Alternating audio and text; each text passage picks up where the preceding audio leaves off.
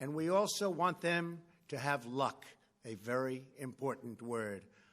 I'd like to begin by thanking just a few of the amazing people who made our remarkable journey possible.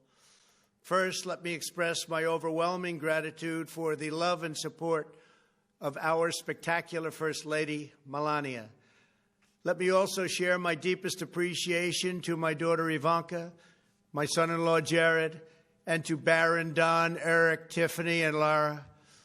You fill my world with light and with joy. I also want to thank Vice President Mike Pence, his wonderful wife Karen, and the entire Pence family.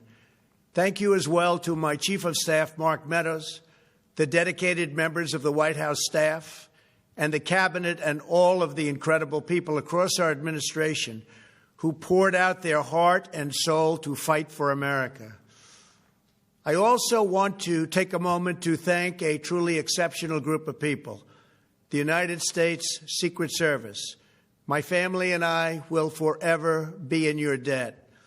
My profound gratitude as well to everyone in the White House military office, the teams of Marine One and Air Force One, every member of the armed forces, and state and local law enforcement all across our country. Most of all, I want to thank the American people. To serve as your president has been an honor beyond description.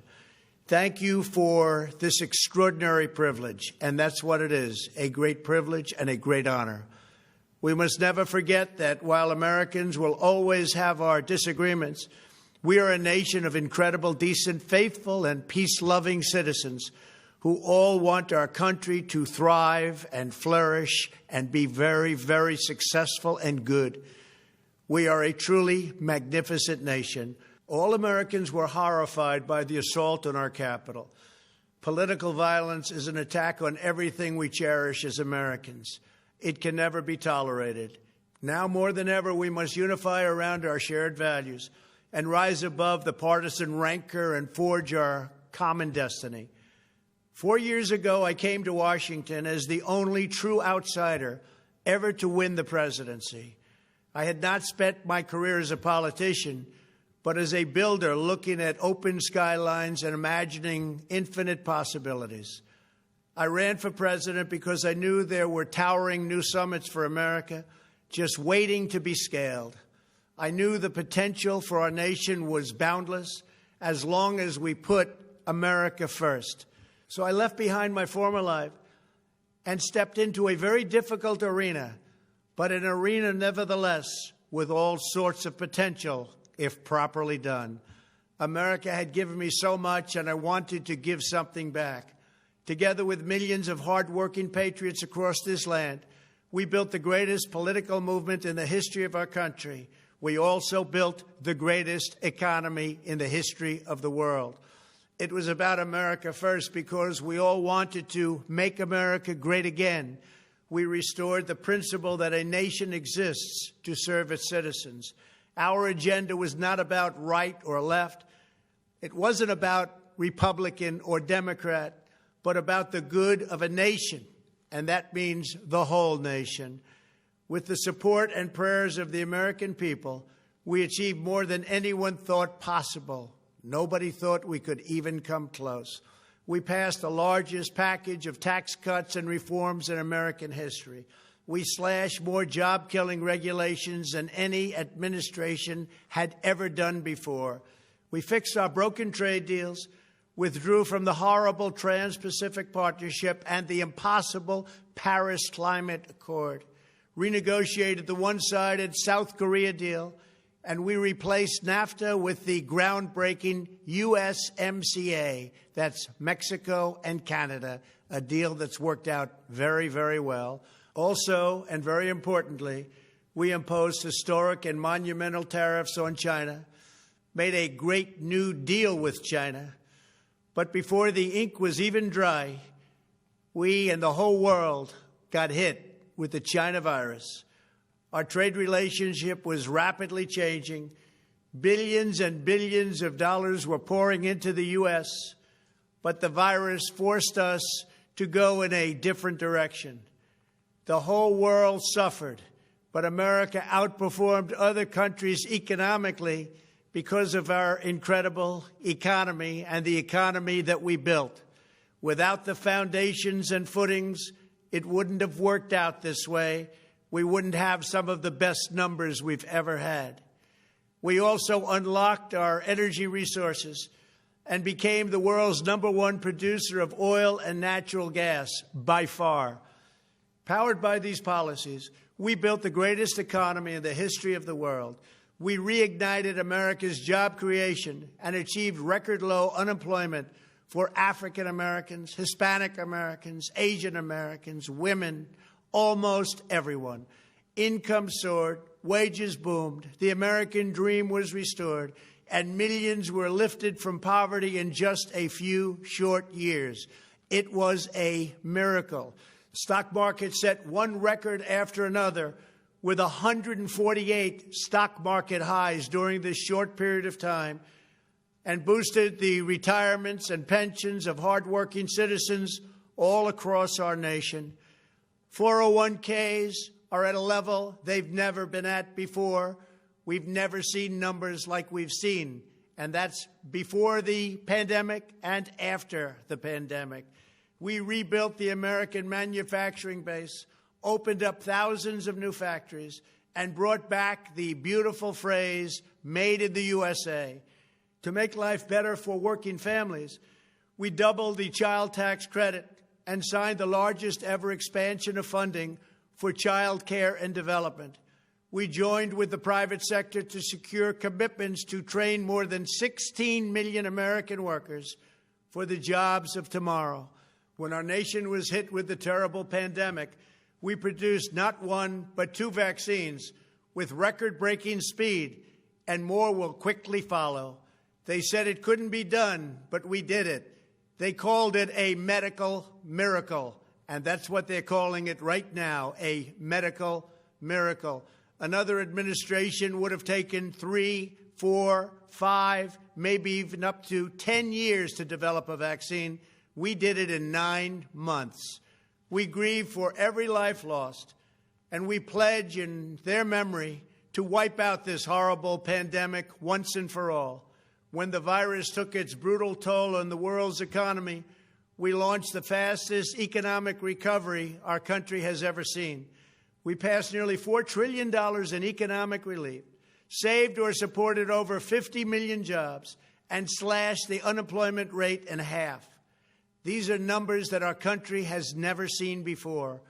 We created choice and transparency in health care, stood up to Big Pharma in so many ways, but especially in our effort to get favored nations clauses added, which will give us the lowest prescription drug prices anywhere in the world. We passed VA choice, VA accountability, right to try, and landmark criminal justice reform. We confirmed 3 new justices of the United States Supreme Court. We appointed nearly 300 federal judges to interpret our Constitution as written. For years, the American people pleaded with Washington to finally secure the nation's borders. I am pleased to say we answered that plea and achieved the most secure border in U.S. history. We have given our brave border agents and heroic ICE officers the tools they need to do their jobs better than they have ever done before, and to enforce our laws and keep America safe. We proudly leave the next administration with the strongest and most robust border security measures ever put into place. This includes historic agreements with Mexico, Guatemala, Honduras, and El Salvador, along with more than 450 miles of powerful new wall. We restored American strength at home and American leadership abroad. The world respects us again. Please don't lose that respect.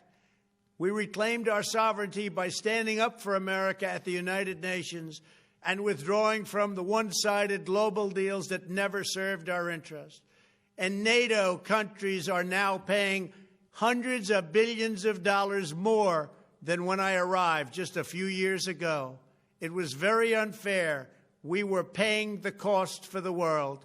Now the world is helping us. And perhaps most importantly of all, with nearly $3 trillion, we fully rebuilt the American military, all made in the USA. We launched the first new branch of the United States Armed Forces in 75 years, the Space Force.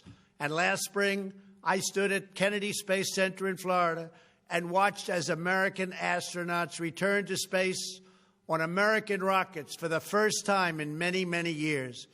We revitalized our alliances and rallied the nations of the world to stand up to China like never before. We obliterated the ISIS caliphate and ended the wretched life of its founder and leader, al-Baghdadi. We stood up to the oppressive Iranian regime and killed the world's top terrorist, Iranian butcher Qasem Soleimani. We recognized Jerusalem as the capital of Israel and recognized Israeli sovereignty over the Golan Heights. As a result of our bold diplomacy and principled realism, we achieved a series of historic peace deals in the Middle East. Nobody believed it could happen. The Abraham Accords opened the doors to a future of peace and harmony, not violence and bloodshed. It is the dawn of a new Middle East, and we are bringing our soldiers home. I am especially proud to be the first president in decades who has started no new wars. Above all, we have reasserted the sacred idea that in America, the government answers to the people. Our guiding light, our North Star, our unwavering conviction has been that we are here to serve the noble, everyday citizens of America. Our allegiance is not to the special interests, corporations, or global entities. It's to our children, our citizens, and to our nation itself. As president, my top priority, my constant concern, has always been the best interests of American workers and American families. I did not seek the easiest course. By far, it was actually the most difficult.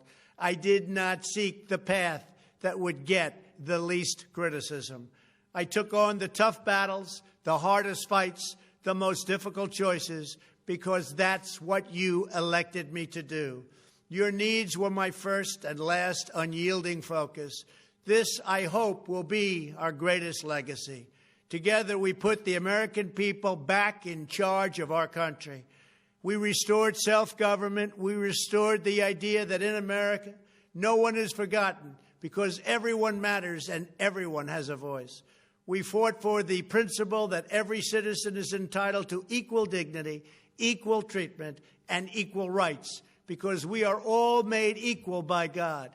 Everyone is entitled to be treated with respect, to have their voice heard, and to have their government listen. You are loyal to your country, and my administration was always loyal to you. We worked to build a country in which every citizen could find a great job and support their wonderful families. We fought for the communities where every American could be safe and schools where every child could learn. We promoted a culture where our laws would be upheld, our heroes honored, our history preserved, and law-abiding citizens are never taken for granted. Americans should take tremendous satisfaction in all that we have achieved together. It's incredible. Now, as I leave the White House, I have been reflecting on the dangers that threaten the priceless inheritance we all share. As the world's most powerful nation, America faces constant threats and challenges from abroad. But the greatest danger we face is a loss of confidence in ourselves, a loss of confidence in our national greatness. A nation is only as strong as its spirit. We are only as dynamic as our pride. We are only as vibrant as the faith that beats in the hearts of our people. No nation can long thrive that loses faith in its own values, history, and heroes. For these are the very sources of our unity and our vitality. What has always allowed America to prevail and triumph over the great challenges of the past has been an unyielding and unashamed conviction in the nobility of our country and its unique purpose in history. We must never lose this conviction. We must never forsake our belief in America. The key to national greatness lies in sustaining and instilling our shared national identity. That means focusing on what we have in common, the heritage that we all share. At the center of this heritage is also a robust belief in free expression, free speech, and open debate. Only if we forget who we are and how we got here could we ever allow political censorship and blacklisting to take place in America. It's not even thinkable. Shutting down free and open debate violates our core values and most enduring traditions. In America, we don't insist on absolute conformity or enforce rigid orthodoxies and punitive speech codes. We just don't do that. America is not a timid nation of tame souls who need to be sheltered and protected from those with whom we disagree. That's not who we are. It will never be who we are. For nearly 250 years, in the face of every challenge, Americans have always summoned our unmatched courage, confidence, and fierce independence. These are the miraculous traits that once led millions of everyday citizens to set out across a wild continent and carve out a new life in the Great West. It was the same profound love of our God-given freedom that willed our soldiers into battle and our astronauts into space. As I think back on the past 4 years, one image rises in my mind above all others. Whenever I traveled all along the motorcade route, there were thousands and thousands of people. They came out with their families so that they could stand as we passed and proudly wave our great American flag. It never failed to deeply move me. I knew that they did not just come out to show their support of me. They came out to show me their support and love for our country. This is a republic of proud citizens who are united by our common conviction that America is the greatest nation in all of history. We are and must always be a land of hope, of light, and of glory to all the world. This is the precious inheritance that we must safeguard at every single turn. For the past 4 years, I have worked to do just that. From a great hall of Muslim leaders in Riyadh to a great square of Polish people in Warsaw, from the floor of the Korean Assembly to the podium at the United Nations General Assembly, and from the Forbidden City in Beijing to the shadow of Mount Rushmore, I fought for you, I fought for your family, I fought for our country.